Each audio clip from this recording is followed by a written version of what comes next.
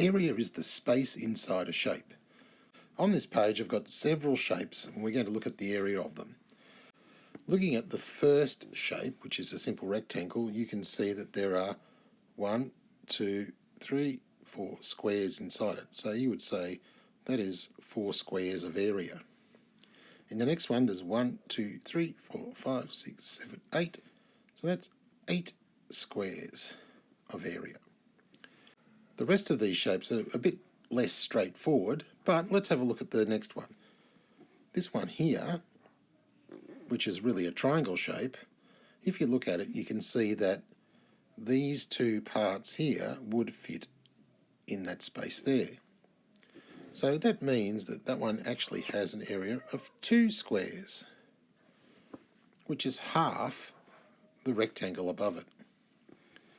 In the one underneath that again, a similar thing. This rectangle, or this triangle here that I'm highlighting, would fit into that shape there. Now that means that this parallelogram, which is the shape there, is actually again half the area of the big rectangle and has 4 squares.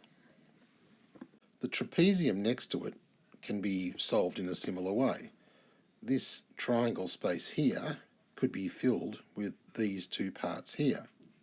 So in effect, this has 6 squares of area. And the last shape, which is called a kite, you can do the same thing. This triangle here would fit down here, and this triangle here would fit down here. So its area is 3 squares. When we count the size of the squares, we don't just use squares though, we have to use a unit. So we will use square millimetres, or square centimetres, or square metres, or square kilometres. So the square I've got here on the page, let's pretend that its sides are 2 centimetres and 2 centimetres. And if I was finding the area of it, I could split it up into 4 squares that are all 1 centimetre by 1 centimetre. So that means that the area of that would be 4 square centimetres, or as we say, 4 centimetres squared. It means that the area can fit 4 squares in it. Each square is 1 centimetre by 1 centimetre. We use different units depending on the size of the area that we're after. If I was looking at the area of a very small shape like this one here, I would probably use square millimetres because it's very small. If I was looking at something the size of this screen of this computer or tablet, square centimetres would be more appropriate. If I'm looking at the size of a room or a house or a football field, square metres is a better unit. And if I'm looking at something the size of a city, then square kilometres would be the unit we would use. When you change between units, there's a trap with area. We know that 10 millimetres makes 1 centimetre. But with area, because it's millimetres squared, we actually need 10 times 10, that's 100 millimetres to make 1 square centimetre. When we convert areas, we have to be careful because the units are squared. That means we're going to get twice as much change as we would if it was a straightforward distance. The best way to show that is to do an example. So let's suppose I had 1,343 square millimetres, or millimetres squared. And I want to change that to centimetres. If I look at my metric steps, that's a step of 1 to the left.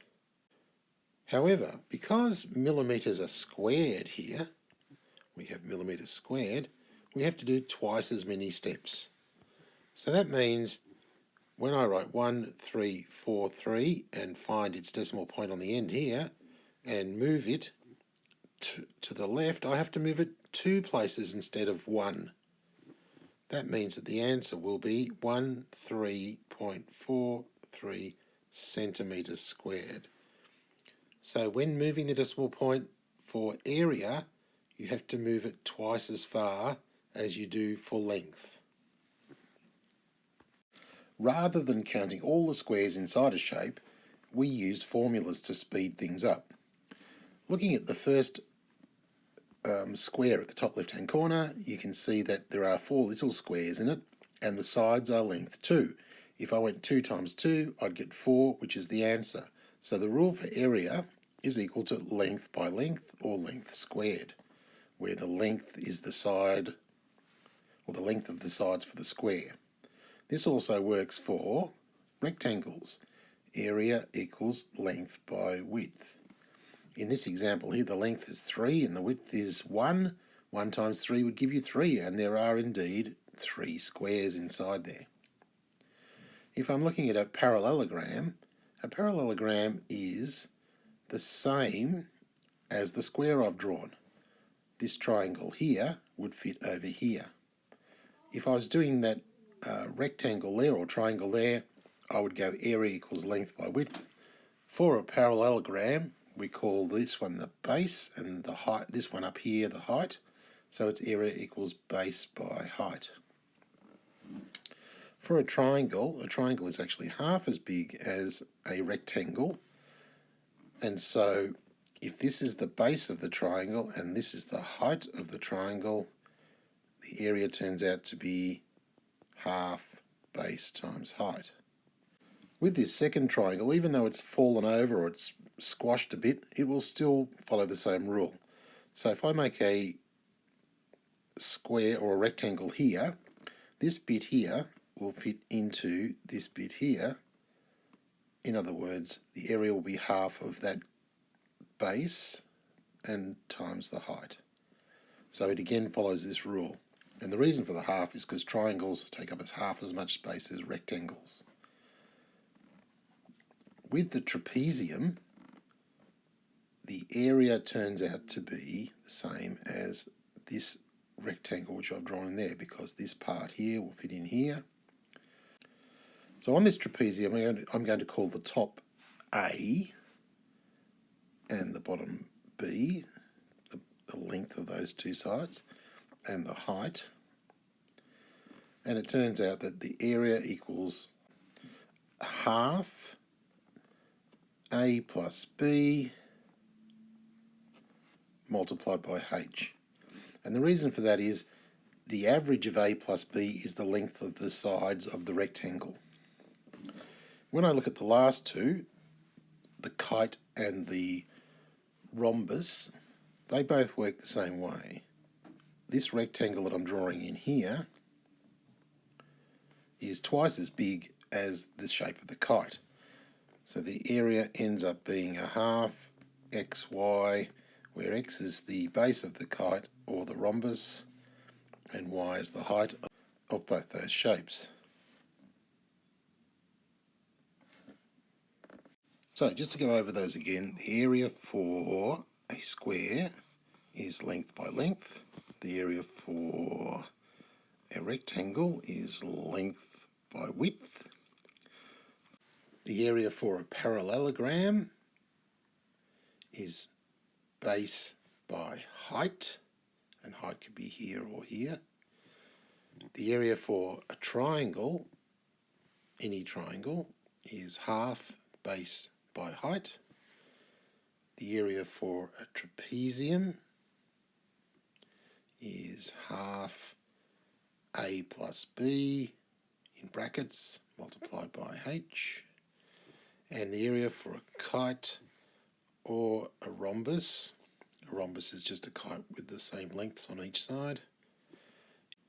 So the area for both of these is this distance here, which we're calling x, multiplied by that distance there, which we're calling y. So the width by the height, but we're using x and y to represent those, and there's the rule for it.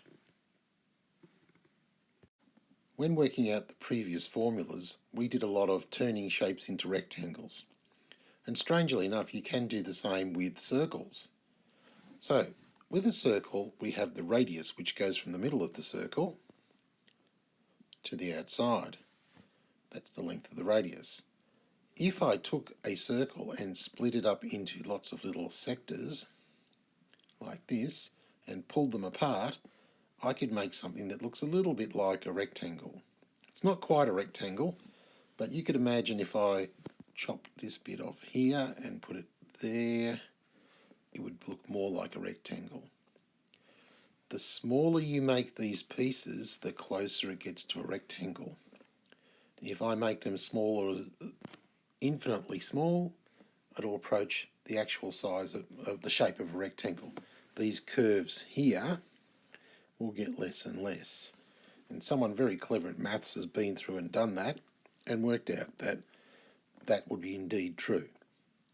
Now if you look at the rectangle, its length is pi times r, this magical pi number, and r for the width. So it turns out that the area for a circle is area equals pi r times r, which is length by width, which is pi r squared.